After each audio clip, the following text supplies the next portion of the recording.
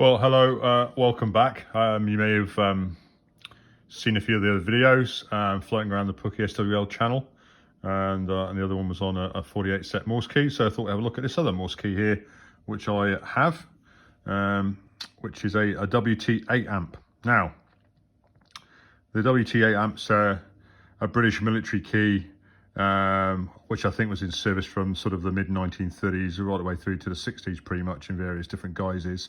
And there are many variations of that key, of which this is one. And this is possibly one of the rarer variations, in that it's a made in New Zealand version of the WT8 amp, which was made predominantly to go with the ZC1 radio set. Now, here in New Zealand, the ZC1 is like steeped in lots of lore and legend, really, because it was a military radio that was built and designed in New Zealand, saw service in the New Zealand military, predominantly in the Pacific, I think, and then after World War II remained in New Zealand military service up through to, I think, certainly the late 50s, maybe the early 60s.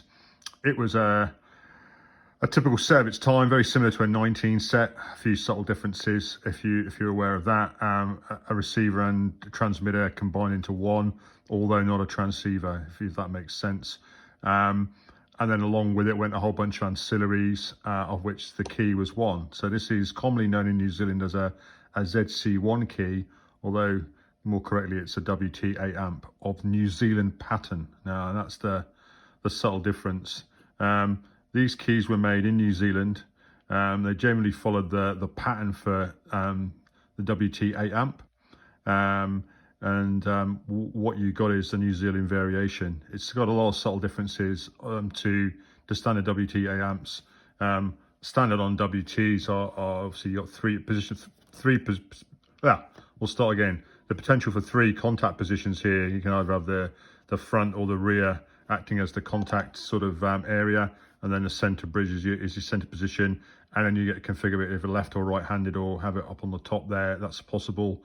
You've got the ability to adjust tension at the rear and the front in terms of gap, and then spring tension here is done on a little spring. The base it is on is not standard. That's something I've manufactured out of a bit of black mild steel bar, and this is all obviously an addition as well, but you get the general drift of it. It's made out of cast brass, the whole thing. So these are brass casting, front and rear. Sits on an early plastic style base. I would say it's Bakelite. It's something similar to Bakelite, but not exactly Bakelite. And then what gives it away as being the New Zealand version are these contact lugs or nuts here are of that sort of hexagonal appearance. Exciting stuff, I know. And then obviously it's marked up NZ on the side. And then if you pull it off the base, the actual plastic base is marked as with NZ as well.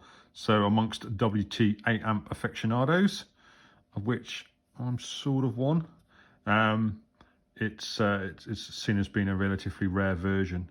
The key was used as a primary sending key on the ZC1, and also there was like a remote unit that went with that radio. So that basically was something like if you were in a battlefield condition, and say you had the main set sort of set back in the rear, and then if you were in like a front sort of observation post or what have you, you could run a bit of twin stranded wire D10 out to the observation post, have the remote unit there, and then you could operate the key and the radio remotely from that remote unit. So this key was part of that remote unit, and there was a key issued as part of the main sending equipment for the set, or ancillaries, I suppose. That's probably a better term for it. Quite a nice key. I tend to run mine with fairly close spacing, and I quite like the knob style on it. It kind of like, I don't know, I've not got a very adaptive fist, and I'm certainly, as I said, no Morse expert, but I quite enjoy sending with it. It's quite pleasant to use. A lot of people, would sort of go, oh well, there's much better keys out there, and I'm sure there are. It's certainly it's not a Bengali or anything as nice as that. But I quite like it, and I certainly like messing around with them and getting them sorted out. What I've done on this one basically is actually missing. There's supposed to be 3 of these screws, and one's gone AWOL, so that's unfortunate. But we've got the 2 there, which is where we need to get it going. It's had a full clean. Obviously I made the base, made the cable thing, made up the actual cable itself and terminated it up, and then I've polished and cleaned the contacts really. And with that extra bit of weight, it sits quite nicely on the bench. I tend to move keys around a fair bit as I'm sort of doing my thing, and it sort of stays fairly well planted, so I can't complain. So there you go, WT8 amp. A really nice key, bit of a rare version of it for New Zealand. ZT1 key, some would call it, others would call it a WT8 amp NZ pattern, whichever, it's what it is. And yeah, hope you enjoyed the video. Thanks very much for watching.